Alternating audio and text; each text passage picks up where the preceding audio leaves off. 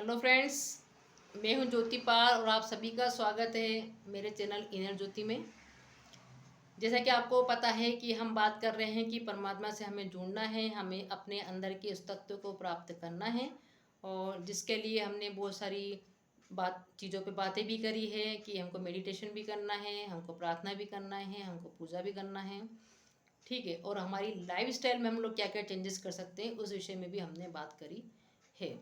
तो सबसे पहली चीज़ ये है कि थोड़ा सा आप कॉन्सेप्ट अपने मन में रखें इस चीज़ के बारे में कि एक्चुअली में जिनको हम देवी देवता बोलते हैं, वो देवी देवता से जो है हम जो सांसारिक जो चीज़ें होती हैं हमारे जीवन में, जिसको हम चाहते हैं कि इससे ही हमको लाभ मिलेगा या सुख मिलेगा, तो वो सांसारिक चीज़ों के लिए आप देवी देवता की अगर पूजा करते हैं, उनसे कुछ मांगते हैं, तो वो फल आपको मिलता है उसका।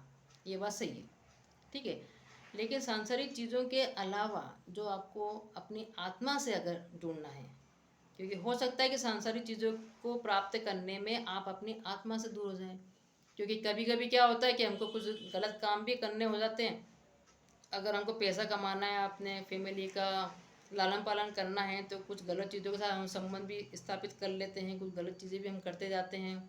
हमें लगता तो रहता है हाँ ये चीज़ गलत है, कि हमको लगता है क्या करें, सभी लोग कर रहे हैं दुनिया में तो हम भी कर रहे हैं, उसमें क्या है। लेकिन उससे क्या होता है, हम अपना जो ओरिजिनल स्वरूप है उससे दूर होते जाते हैं, क्योंकि वहाँ पे चेतना का शुद्ध होना बहुत ज़रूरी है। तो हम देवी देवताओं की अगर पूजा भी करते हैं, प्रार्थना भी करते हैं, तो वो हमको अधिक से अधिक सांसारिक सुख तो दे देगी।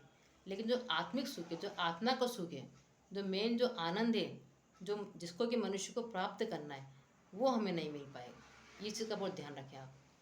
तो आपको अगर ये चीज़ पता होगी कि हाँ यार ठीक है, सांसारिक चीज़ों को मैं इसलिए उपलब्ध कर रहा हूँ क्योंकि मुझे मेरे शरीर को बनाए रखना है, शरीर की यात्रा भी पूरी करनी है, तो उसके लिए इसको घर भी चाहिए, उसको खाना भी चाहिए, उसको वस्त्र भी चाहिए। तो इसकी मैं व्यवस्था तो करूँ, लेकिन उतनी करूँ लिमिटेशन में जितना कि मैं मेरे को ज़रूरी है, पहली बात तो। और कोई भी गलत काम नहीं करूँ इसके साथ में, क्योंकि मुझे मेरी चेतना को, मेरी आत्मा को शुद्ध नहीं करना है। तो चेतना का शुद्ध रूप ही एक्चुअली में ब्रह्म है। चेतना का अशुद्ध रूप जो है वो जीव है। जैसे हम जो जीव आत्मा, तो हमको क्या होता है, एक अविद्या से हो जाते हैं, हमको लगता है हम शरीर है।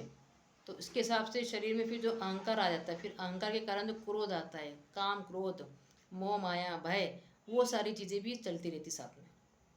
तो एक आपको थोड़ा सा डिफरेंसेस होना चाहिए कि हाँ आप चीज़ को समझे, आप अपने समझ को बढ़ाएं, आप अपने विवेक को बढ़ाएं कि नहीं मेरा उद्देश्य ये नहीं है।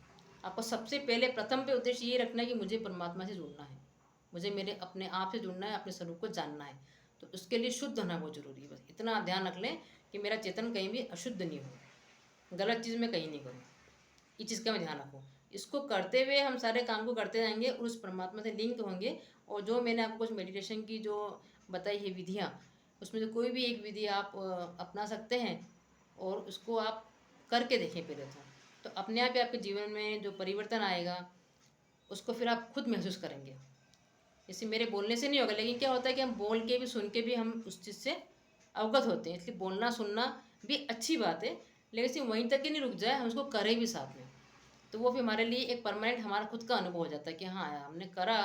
आप 21 दिन का तो पीरियड कम से कम मान के चले कोई भी चीज़ करने के लिए, उसको करें। और फिर जीवन में अगर आपको लगता है कि हाँ कुछ परिवर्तन हुआ है और मुझे इसी राह पे चलना है, तो आप उसको कंटिन्यू करते जाएं दोस्तों।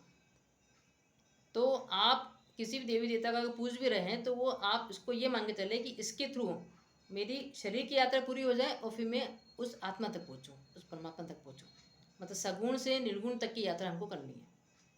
तो स्टार्टिंग इसी से होती है कि पहले हमको कोई आकार तो चाहिए और फिर उस आकार से हम जाएंगे निराकार तक।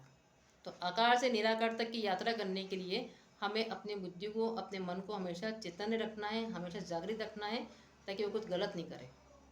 इस चीज़ का हमको ध्यान रखना है। ठीक है दोस्तों, आज के लिए इतना ही। और आप चैनल को सब्सक्राइब करें, लाइक करें और शेयर करें। Thank you so much.